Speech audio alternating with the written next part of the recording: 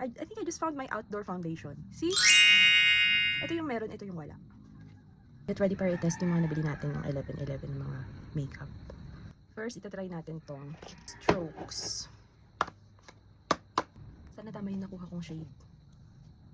So, ganyan yung atake niya. Pack. Perfect. Yung packaging niya, perfect. Tsaka mabigat siya. Nagtanong ako sa kaibigan ko ng high school na mahilig mag-try ng makeup. Tinanong ko siya kung ano yung mga highly recommended niya for me for outdoors. Kasi syempre mainit dito sa atin, right? So, let's go. Pinili kong shade ay Medium 01. This is the Soft Veil Filter Foundation. It's oil-free soft matte liquid foundation. So, let's try this on my face. Sabi ng kaibigan ko, hulas proof daw ito. Kaya, masusubukan natin ngayon. Here's the shade. Yan ko muna tong side na to. Mag-skin prep muna tayo. Tinanong ko yung kaibigan ko ng high school kung ano yung may recommend niya sa akin na foundation at saka setting spray and also yung powder foundation. Kasi yung high school friend ko na yun, mahilig na siya sa makeup ever since.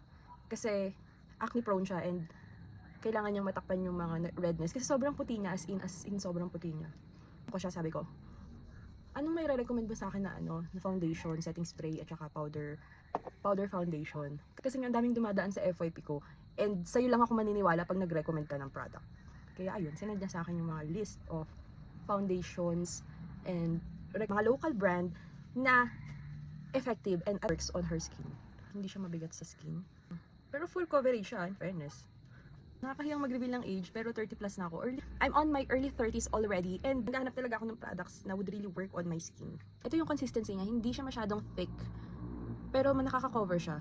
Do you see the coverage? Medium to thick yung consistency niya, and look at my face. O, diba? At saka nawala niya yung redness ng mukha ko. I love this foundation already. See? Oh. Meron pang natira. 3 pump yung nilagay ko dito. Pero, tignan mo. Na-cover niya na itong side na to. Ito yung may product. And ito yung wala. Tapos, doblehin na lang natin. Hindi ko pa masyadong gaanong nilalagyan yung sa neck part ko, ha. Pero I'm so amazed kasi kamatch na yung sa leeg ko. Nawala niya yung redness ko. I'm sure magugustuhan nyo rin to. Gawin na natin sa whole face. Foundation. Mas prefer ko talagang gamitin yung mga brush na pag-apply ng foundation.